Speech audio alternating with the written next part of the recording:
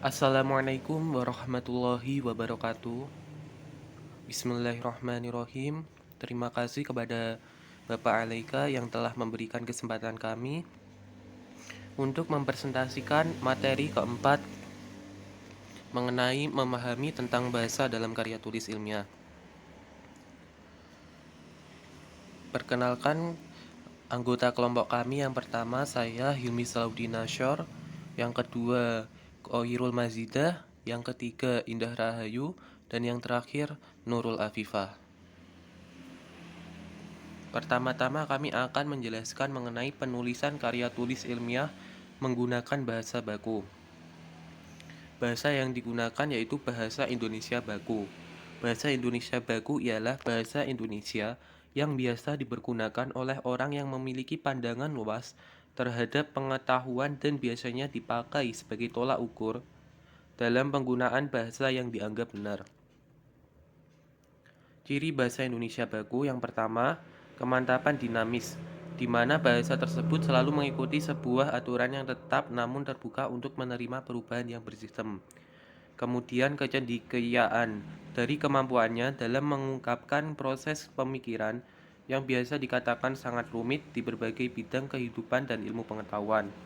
Kemudian keseragaman, adanya keseragaman kaidah aturan, bukan keseragaman bahasa.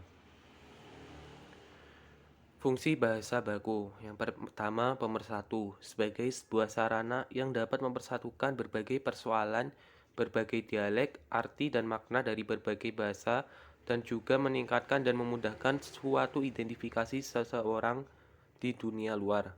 Yang kemudian, pemberian kekhasan. Artinya dapat memudahkan suatu identifikasi terhadap masyarakat. Selain itu juga dapat memperkuat kepribadian masyarakat untuk menjunjung ciri khas bahasa mereka. Yang terakhir, pembawaan kewibawaan, biasa berkaitan dengan suatu derajat seseorang. Kemudian penggunaan bahasa baku. Komunikasi secara resmi seperti dalam surat menyurat resmi, peraturan pengumuman instansi resmi atau undang-undang. Kemudian penulisan bersifat ilmiah seperti laporan penelitian, makalah, skripsi, dan lain-lain. Kemudian di publik umum seperti pidato, ceramah, dan seminar. Dan yang terakhir berbicara dengan orang yang patut dihormati seperti pejabat pemerintah, atasan, dan guru. Kemudian selanjutnya akan dijelaskan oleh Mbak Indah Rahayu. Kepada Mbak Indah Rahayu dipersilahkan. Baiklah, sebelumnya Indah ucapkan terima kasih kepada Kak Ilmi yang telah menjelaskan materi tentang bahasa baku. Selanjutnya, Indah akan menjelaskan tentang tulisan baku. Apakah tulisan baku tersebut? Tulisan baku merupakan berbagai kumpulan huruf sebagai dasar unsurnya yang dimanfaatkan untuk menghasilkan sebuah tulisan. Tulisan tersebut juga dipakai sebagai model yang telah diterima, dikodifikasi, dan difungsikan oleh masyarakat Indonesia secara luas. Dalam tulisan baku, terdapat berbagai macam cara penulisan atau ejaan, di samping dari berbagai aspek kosakata dan penataan pembahasaan. Selanjutnya, ada ciri-ciri tulisan baku. Apakah ciri-ciri dari tulisan baku? Yang pertama, tidak membutuhkan suatu hal yang lain, tidak terpengaruh dalam ruang dan waktu, kosakata yang dipakai dipilih secara tepat. Yang keempat, ada sempurna pembentukan katanya. 5. Lengkap struktur kalimat yang dibentuk. Dan yang terakhir adalah padu dan lengkap dalam pengembangan paragraf. Selanjutnya ada pengertian kata baku dan kata tidak baku. Dalam Kamus Besar Bahasa Indonesia, kata baku bermakna pokok, utama, tolak ukur yang berlaku untuk kuantitas dan kualitas yang ditetapkan berdasarkan kesepakatan, standar. Menurut Kosasih dan Hermawan, kata baku ialah kata yang cara pengucapan dan penulisannya sesuai dengan kaidah-kaidah yang dibakukan. Kata baku juga dapat diartikan bentuk bahasa yang telah mengalami proses standarisasi, yaitu tahap menegakkan tata bahasa dalam kamus normatif. Sedangkan kata tidak baku ialah kata yang tidak sesuai dengan kaidah bahasa Indonesia yang baik dan benar. Kata tidak baku ialah kata yang digunakan dalam berkomunikasi dalam kehidupan sehari-hari. Ciri-ciri kata baku dan kata tidak baku. Kata baku memiliki ciri-ciri yang pertama, tidak terkontaminasi atau rancu. Kedua, tidak dipengaruhi bahasa asing atau bahasa daerah. Ketiga, bentuknya tetap dan tidak berubah-ubah. Keempat, digunakan dalam acara formal. Kelima, tidak digunakan dalam percakapan sehari-hari, misalnya lo, kue, gercep, dan lain-lain. Keenam, tidak mengandung majas pleonasme. Bakunya itu para guru, tidak bakunya para guru-guru. Yang ketujuh, tidak mengandung hiperkorek. Bakunya utang, tidak bakunya hutang. Ciri-ciri kata tidak baku. Yang pertama, digunakan dalam bahasa sehari-hari. Kedua, telah bercampur dengan bahasa asing atau bahasa daerah. Ketiga, bentuk kata tidak berubah. Keempat, memiliki arti yang sama dengan kata baku namun pengucapannya itu berbeda. Selanjutnya adalah contoh kata baku dan tidak baku. Yang pertama, kata tidak baku, adab, menggunakan akhiran P, sedangkan kata baku menggunakan akhiran B, adab, yang artinya akhlak, moral, etika, dan juga sopan santun. Selanjutnya, kata tidak baku gizi, menggunakan S, sedangkan kata baku menggunakan huruf Z, gizi, artinya zat makanan yang diperlukan tubuh. Selanjutnya ada kata tidak baku formil, sedangkan di kata baku formal, yang memiliki arti menurut adat kebiasaan dan sesuai dengan peraturan. Adapun kata tidak baku kuantitatif, menggunakan huruf W, padahal di kata baku menggunakan huruf U, kuantitatif, yang artinya berdasarkan jumlah atau banyaknya suatu hal. Adapun kata tidak baku tauladan, sedangkan di kata baku teladan, yang artinya sesuatu yang patut ditiru. Adapun kata tidak baku hafal, menggunakan P, sedangkan yang kita kenal di kata baku hafal, menggunakan F, yang artinya telah masuk dalam ingatan. Selanjutnya ada kata tidak baku tropi, menggunakan P, sedangkan di kata baku trofi, menggunakan F, artinya kenang-kenangan. Selanjutnya adalah sejarah ejaan bahasa Indonesia. Berdasarkan sejarah, ejaan bahasa Indonesia telah mengalami 3 kali perubahan sistem ejaan, yaitu yang pertama, ejaan Van Ophuijsen, di mana terdapat penggunaan huruf J, terdapat penggunaan tanda diakritik seperti koma, ain, dan tanda trema. Selain itu juga terdapat penggunaan huruf OE. Yang kedua adalah ejaan Republik, atau yang dikenal sebagai ejaan Suwandi.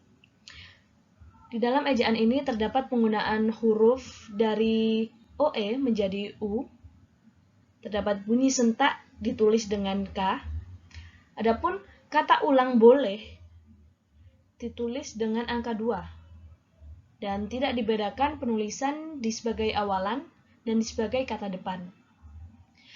Yang selanjutnya, atau yang ketiga, ejaan yang disempurnakan, atau yang kita kenal sebagai EYD, di mana dari huruf DJ menjadi J, dari J menjadi Y, dari NJ menjadi NY, dari SJ menjadi SY, dari TJ menjadi C, dari CH menjadi KH, dan kata ulang tidak boleh ditulis menggunakan angka 2. Selain itu, ejaan ini dibedakan antara penulisan di sebagai awalan dan di sebagai kata depan. Ejaan. Ejaan adalah penggambaran bunyi bahasa, kata, maupun kalimat dengan kaidah tulisan yang distandarisasi dan mempunyai makna. Ejaan bahasa Indonesia yang disempurnakan atau yang sering kita kenal EYD merupakan penyempurna dari ejaan-ejaan yang sebelumnya. Berdasarkan keputusan Presiden nomor 57 tahun 1972, ejaan bahasa Indonesia telah diresmikan penggunaannya pada tahun 17 Agustus 1972. Dalam menulis suatu karya ilmiah, baik makalah, artikel, maupun opini seseorang penulis, harus memperhatikan penggunaan huruf kapital, penggunaan tanda baca, huruf miring, kesalahan ejaan, kombinasi, dan penulisan kata yang benar. Penulis juga harus mampu membedakan penggunaan kata depan dan kata berimbuhan dalam menulis suatu karya ilmiah.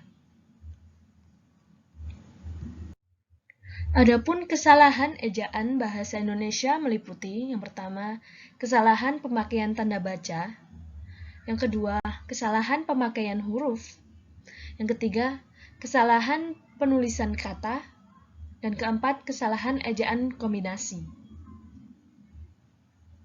Kata bahasa baku. 1. Ejaan. Ejaan dapat diartikan sebagai pelambangan bunyi-bunyi bahasa sesuai dengan huruf, baik berupa huruf demi huruf maupun huruf yang sudah disusun menjadi kata, kelompok kata atau frasa, atau kalimat. Secara umum, ejaan berarti seluruh ketentuan yang mengatur pelambangan bunyi bahasa, termasuk pemisah dan penggabungan yang dilengkapi dengan penggunaan tanda baca. Selanjutnya, dikatakan bahwa dalam suatu bahasa sistem ejaan lazimnya mempunyai 3 aspek, yaitu aspek fonologis yang menyangkut pelambangan bunyi bahasa dengan huruf dan penyusun abjad, aspek morfologis yang menyangkut pelambangan ujaran dengan tanda baca. 2. Kata. Kata dasar. Kata dasar adalah kata yang berupa kata dasar ditulis sebagai satu kesatuan. Misalnya, Ibu percaya bahwa engkau tahu buku itu sangat tebal. Kata turunan. Imbuhan,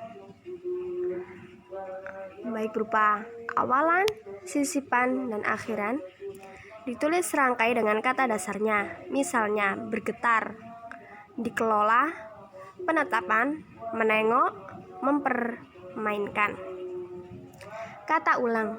Bentuk ulang ditulis secara lengkap dengan menggunakan tanda hubung. Misalnya, anak-anak, buku-buku, kuda-kuda, mata-mata, hati-hati, udang-udang, biri-biri, kupu-kupu, dan kura-kura. Gabungan kata. Gabungan kata yang lazim disebut kata majmu' termasuk istilah khusus. Unsur-unsurnya ditulis terpisah. Misalnya, duta besar, kambing hitam, kereta api, cepat luar biasa, mata pelajaran, meja tulis, model linier, orang tua, persegi panjang, rumah sakit, simpang 4. Kata ganti ku, kau, mu, dan nya. Kata ganti ku dan kau ditulis serangkai dengan kata mengikutinya. Sedangkan ku, mu, dan nya ditulis serangkai dengan kata yang mendahulunya. Misalnya, apa yang ku miliki boleh kau ambil. Bukuku, bukumu, dan bukunya tersimpan di perpustakaan. Kata depan di, ke, dan dari.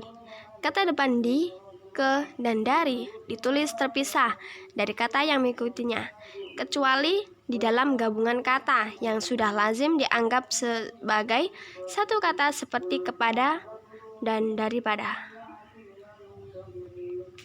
Misalnya, kain itu terletak di dalam lemari. Ketiga, kalimat. Kalimat pasif bentuk diri merupakan salah satu contoh kesalahan aspek sintaksis dalam ragam baku bahasa Indonesia. Rambu-rambu yang terdapat di jalan raya kamu harus perhatikan.